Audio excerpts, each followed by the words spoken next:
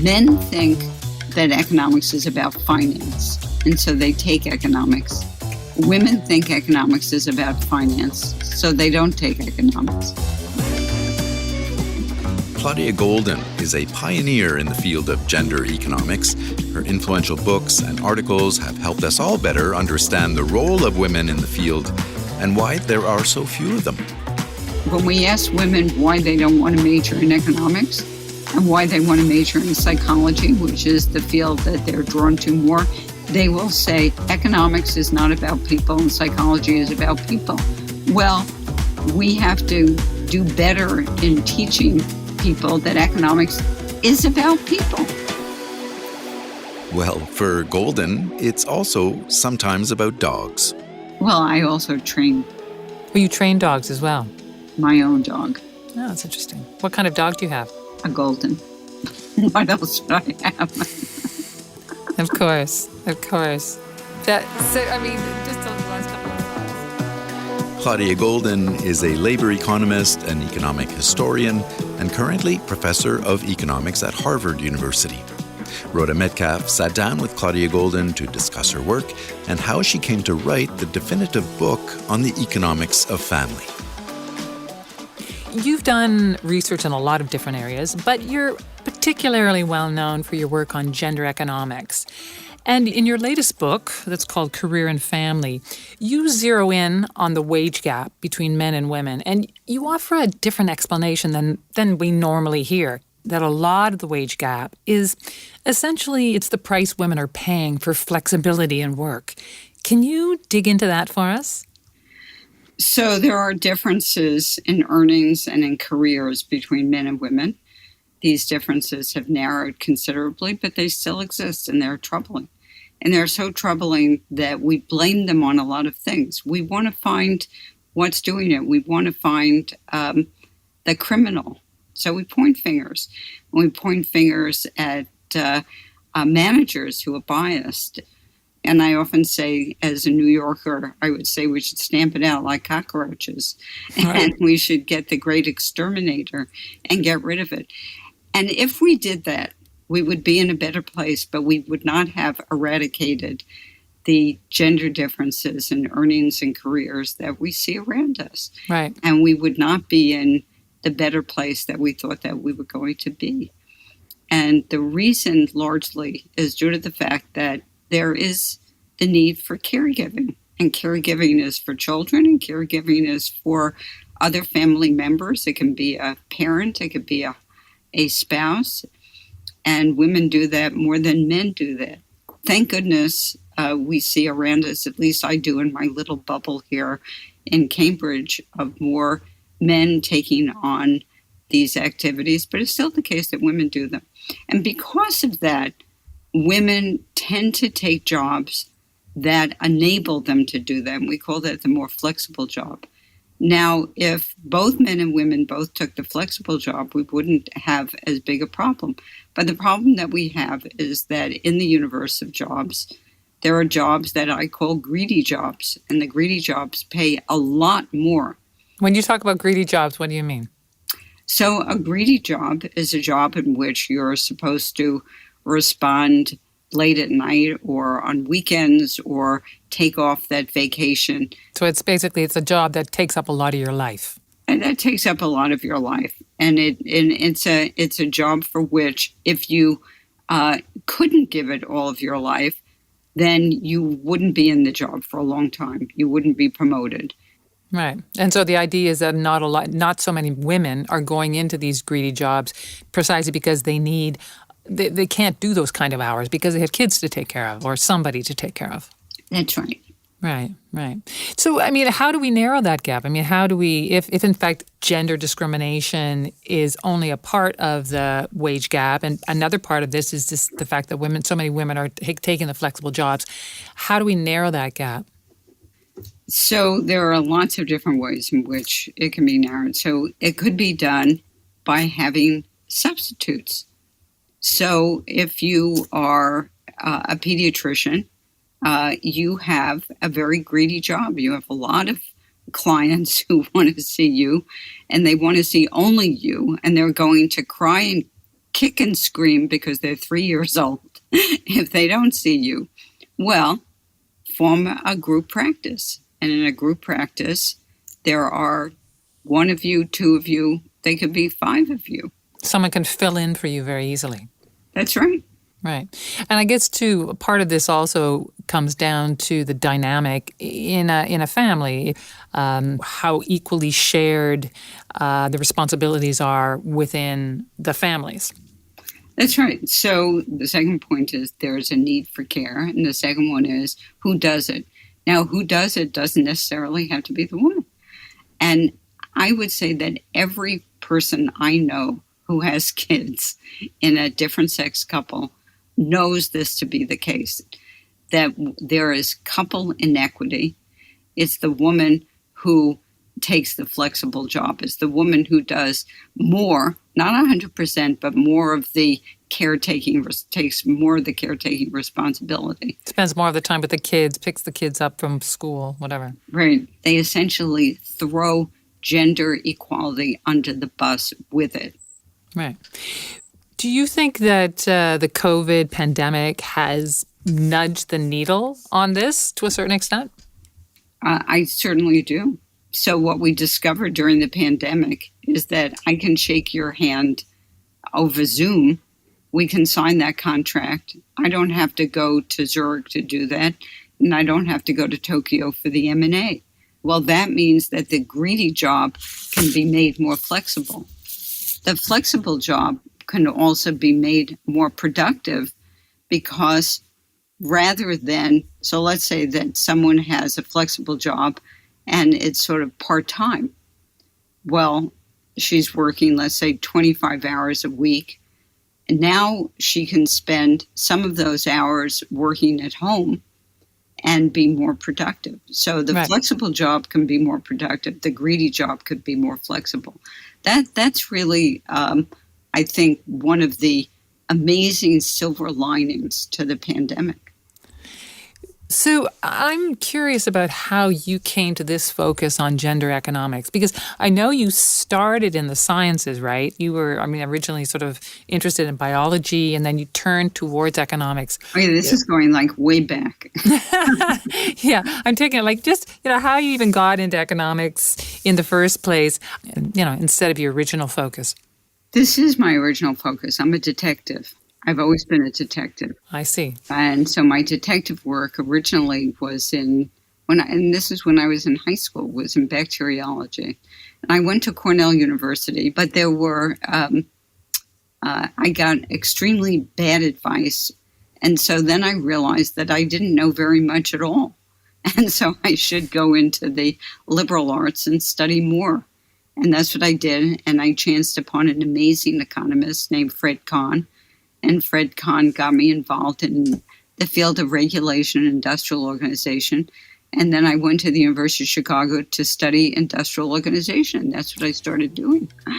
But I think part of it is that I just get interested in lots of different aspects of the world around me. And then I realized that what I really wanted to do was combine my knowledge and love of history with economics. You were at the University of Chicago in a really interesting time, weren't you? You were sort of the late 60s, and there were incredible economic minds there at the time. Can you remember what that was like, that period? It was astounding. The University of Chicago at the time was an intellectual hub. You would go into the building and everyone would be around chatting. We graduate students did not have offices. In fact, I joke with my students today, I had a mailbox who was the A through L's. Right. They complain that there are mice in their office. We didn't have offices. We didn't even have mailboxes. But we had an active program of seminars, and I did my field exams in industrial organization with George Staley and Ron Coase and Sam Peltzman, and I very much enjoyed that. And then Gary Becker showed up at the University of Chicago, and suddenly the light bulbs turned on in my head, and I met Bob Fogel and took his course, and other light bulbs turned on, and I felt as if every day I would be filled with interesting ideas from some of the greatest minds. I mean, I felt that I should be taking courses every single quarter. I tell my students today, taking a course is a gift. I have worked 40 hours on this class. I am giving it to you in 1 hour. Isn't that a gift? Take it. Okay. So then you started, so then you moved, you were in industrial economics. How did you make that leap into gender economics? I mean, how did you get into that?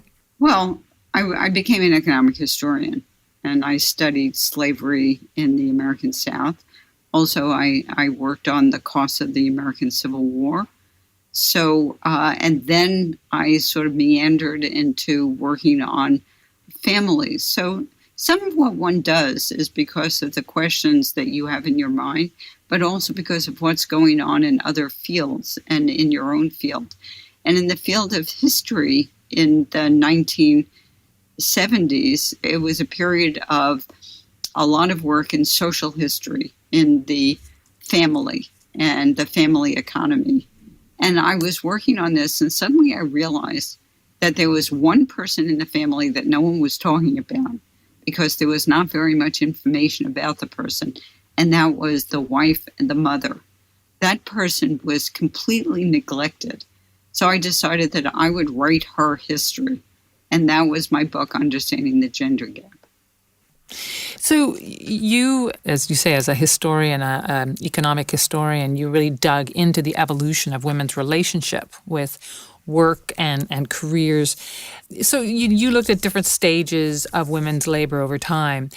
And then in the 1970s, you write about how women began to look at work very differently, and how the availability of the pill was a major factor in women changing their relationship with work. So how did that fit together, the changing of the relationship and the impact that birth control had on women in the 70s? All right. So relatively reliable and female-controlled contraception is a key. And one of the reasons that it's a key is to think about what one would do in its absence. And in its absence, let's face it, it isn't like you're not having sex. And so the society formed a set of institutions. You were dating someone. Everybody knew you were dating the person. You became pinned. You became engaged. There were a huge number of institutions that tied you or tied him to you. Well, once you do that, marriage age is lower. It just becomes the expectation. So the age of first marriage for a woman who's graduating college in around 1968 was about 23 years old, a little bit lower than that. Okay. When I tell my students that, they shudder. By 1974, the age of first marriage had increased to about 25 or so. It's a gigantic increase, 25, 26. What that means is a couple of years so that you can go to law school, you can finish law school, you can begin your PhD, you can do an MBA, you can do your medical degree, and you can do it without being married. It allowed her a lot more time to study, to begin a career before she had to worry about getting married, and therefore it advanced her economic potential. Right, but it did more than that. And it did more than that because it changed society's expectations. They were enabled to look at work in a different way. They were enabled to be able to have what we would consider to be normal social lives, be sexually active, and also pursue education that was going to be intensive and was going to be for a certain number of years at that critical moment when getting married would have meant tying yourself to an individual who himself might want to be in a different place. Right. In past interviews, you've commented on how teaching students has impacted your research. I'm interested in knowing how that has affected your work. But I'm also, interested, given that so much of your work looks at a couple's relationship and how that impacts the work they do. I'm curious about how working with your own life partner, your husband, economist Lawrence Katz, how that has impacted also on your work. I think that you cannot be a good scholar and be solitary, that you have to be out there talking to people. And some of the best people to talk to are your students who are unafraid to ask questions. And I remember when I first came to Harvard, I was told that I could teach any course I wanted to teach. I was never told that before. And so I created a course on women and family and careers, women, work, and family. And it was in that class long, long ago when I first came to Harvard in 1990. But it was in that class that I started thinking about the book that now has become Career and Family. What was there, can you remember particular kinds of questions or particular statements that some of your students said that got your brain thinking about it? Right. So I asked them, I went around the room and said to them, what would you like from your life partner? And one woman said, and this was so brilliant, she said, I want a man who wants what I want. Right. So it really is sort of like looking in the mirror. And I started putting together this notion that there are these large changes that occurred in the lives of college-educated women from the late 19th century to the present. And so that class forced me to think about it. You asked about work with Larry. So when I first met Larry, when I first came to Harvard, I was thinking about shifting from the study of women, which I did, to the study of the history of education, because no one had written, I thought, a good history of education in America. And in addition, I was interested in the history of inequality, because education is sort of a key to mobility. And Larry is the expert on inequality and mobility. And so we came together to write the book, The Race Between Education and Technology. Working with him has drawn you into other areas, or has fast-tracked you into other areas of research? I would say that he was drawn into other areas, not me. Oh, I see. So I think I've become a much better, there's no question that I am a better scholar because of Larry. Is it hard to balance off, though? I mean, you're in a relationship, but you also have this deep work relationship. Is it hard to keep those two things balanced? Well, when we were writing the book, as is often the case in co-authoring something, then the balance is somewhat difficult. But I don't think we have a project together right now, but we teach together. We have 2 courses that we give together. But I would say that I learn every day from Larry. I'm sure he learns from you. I hope so. He learns about dogs from me. Oh, right, because you're a big dog lover. Well, I also train. Oh, you train dogs as well? My own. You train your own dog? I did competition work with my dog. Oh, that's interesting. What kind of dog do you have? A Goldin. What else would I have? Of course. Just the last couple of thoughts. You have been very involved in trying to get more women, right? More women studying and majoring in economics. You started this undergraduate women in economics program at Harvard, I think something like almost 10 years ago now. It was in the United States. It was not at Harvard. Oh, it was across the U.S. Yes. So how is that working out? I mean, how's that battle going? Is the ratio of men to women changing in economics? Well, the ratio has changed a bit. I can't say that the program that we put together moved the needle that much, but I think that it has raised the issue, and many, many people have realized that they should change the way economics is taught so that women are more attracted to it. Men think that economics is about finance, and so they take economics. Women think economics is about finance, so they don't take economics. Economics is not about finance.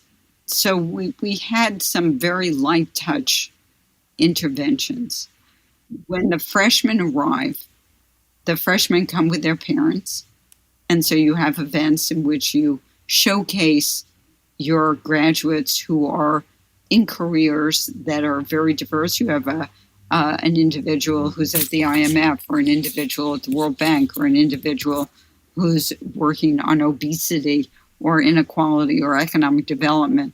And you say, you see, with an economics degree, you can do all these different things. Economics isn't just finance. When we ask women why they don't want to major in economics and why they want to major in psychology, which is the field that they're drawn to more, they will say economics is not about people and psychology is about people. Well, we have to do better in teaching people that economics is about people. Claudia Goldin, it's been such a pleasure to speak with you and dig into some of your work and your life. And I really thank you for taking so much time to speak to me. Well, it's been a great joy to do it. A lot of fun. Thanks.